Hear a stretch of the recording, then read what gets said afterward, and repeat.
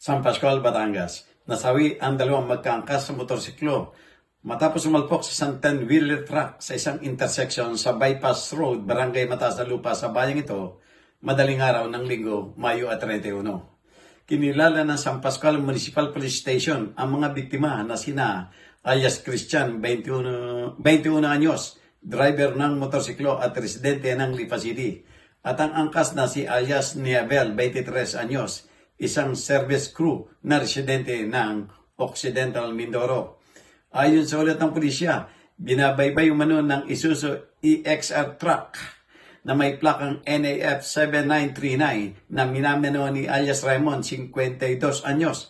Ang kahaba ng bypass road ng pagdating sa intersection, aksidenteng makasalpukan ang paparating na Yamaha Sniper na may plakang 0742GD na minamaneho ng mga biktima. Sa lakas ng salpukan, kapwa tumalsik sa simento ang mga biktima na nagtamo ng matitinding pinsala sa katawan. Agad silang isinugod sa St. Pascal de Bailon Hospital.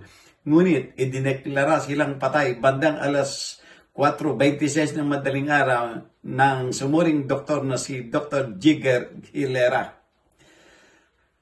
Kasulukuyang nasa kustodiya na ng San Pascual Municipal Police Station driver ng truck para sa kaukulong investigasyon at disposisyon, habang inihanda na rin ang kahilingan para sa otopsya sa mga labi ng biktima na pansamantalang dila sa isang funeral home sa San Jose, Batangas.